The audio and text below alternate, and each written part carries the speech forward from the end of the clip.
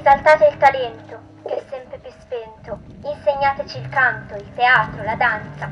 E se proprio volete, raccontateci il sogno di un'antica speranza.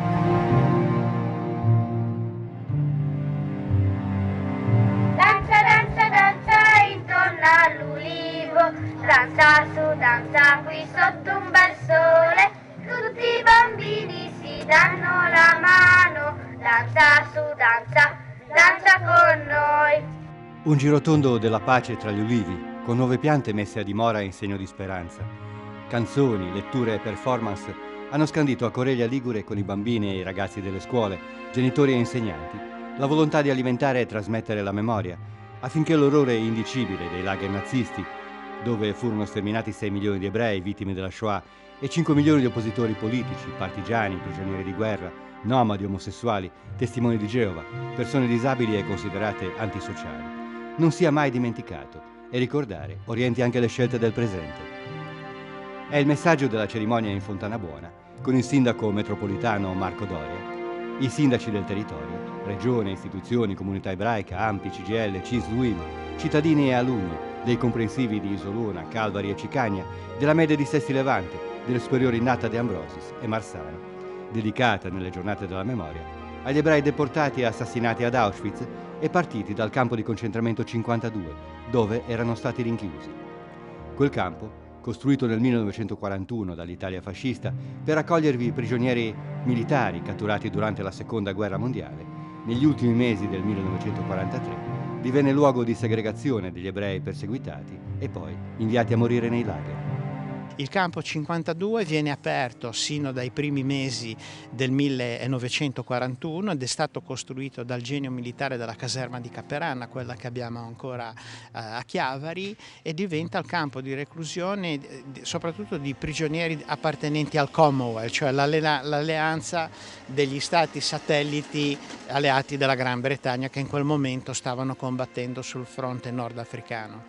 Dopo l'8 settembre qui arrivano anche famiglie ebraiche catturate a Genova e nel Chiavarese.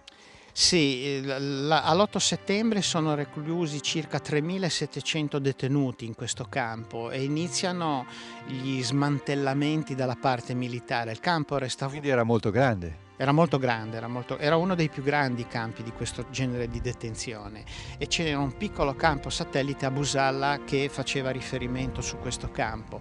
Dopo l'8 settembre e l'accanimento sul proseguo dell'utilizzo delle leggi razziali e l'ordine di polizia numero 5 del 30 novembre, questo diventa il campo di internamento degli internati civili, tra cui le famiglie ebraiche genovesi e del Tigullio.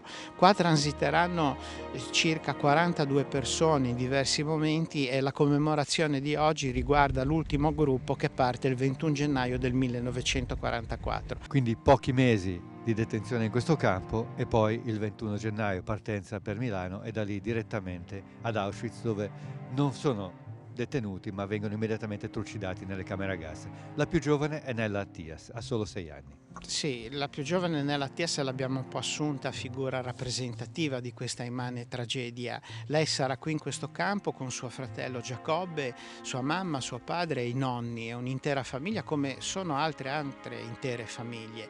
La cosa drammatica è che la partenza del 21 gennaio da Calvari fa riferimento a un convoglio che si sta preparando al famigerato binario 21 dalla stazione centrale di Milano. Vengono raggruppate circa 800 persone.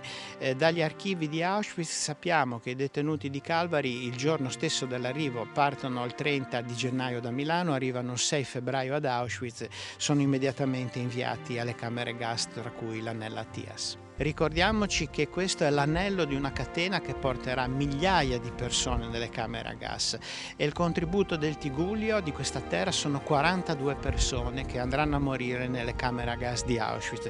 Perciò credo che non sia un bilancio modesto, ma sia il segno, una traccia di un progetto immenso voluto dal fascismo italiano e dal nazismo tedesco per distruggere quei cittadini che venivano giudicati nemici della nazione. Una bambina di 6 anni non è nemica di nessuno. A Coreglia quel campo non esiste più, ma la memoria resta potente nei simboli.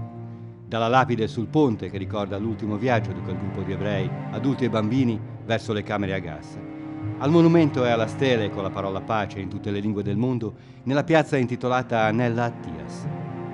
A questi simboli enti e istituzioni hanno reso omaggio, con i gonfaloni e corone d'alloro, e con parole molto sentite e attualissime del sindaco di Coreglia, Elio Cuneo, del consigliere regionale Claudio Muzio, del rabbino capo Giuseppe Momigliano, del parroco di Coreglia, Don Marco Gattone, e del sindaco metropolitano Marco Doria, che rivolgendosi a bambini e ragazzi ha detto: è importante ricordare ciò che è stato, perché non si ripetano quei fatti tragici, ma anche perché ci dà lezioni per agire anche nel presente e nel futuro, per affermare una società più giusta e senza discriminazioni.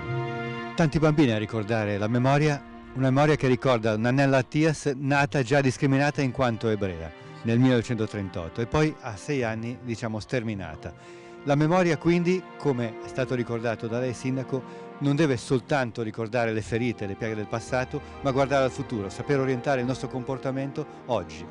Certo, perché anche allora in quegli anni tragici a partire dalle leggi razziali che Mussolini volle per perseguitare gli ebrei nel 1938, agli anni della guerra mondiale, una guerra anche lì voluta dal fascismo che portò l'Italia in una spaventosa tragedia, agli anni della persecuzione completa e dello sterminio, ecco, allora cosa ci fu? Ci furono persone che si schierarono, che scelsero, e questo tema qua della scelta anche in momenti difficilissimi secondo me è giusto ricordarlo. Quindi la giornata della memoria è una giornata che ci ricorda un pezzo della nostra storia, la cattiveria e la crudeltà di alcuni, le sofferenze di tanti, del popolo, delle parti più deboli di esso, ma ci ricorda anche che allora, come oggi, è possibile scegliere, e quindi non è soltanto la memoria di una pagina del passato, ma direi anche, come è stato ricordato dal sacerdote, è una lezione del presente. Le sfide del presente sono diverse ma sono impegnative. Una tra tutte, che riguarda la dignità della persona, è il tema di come ci comportiamo nei confronti di quei disperati che muoiono naufragando nel canale di Sicilia, che sono alla ricerca di una vita migliore. Anche in questo caso noi possiamo scegliere se dare una mano oppure ignorare, e la storia del passato, la giornata della memoria ci dice che dobbiamo tendere la mano.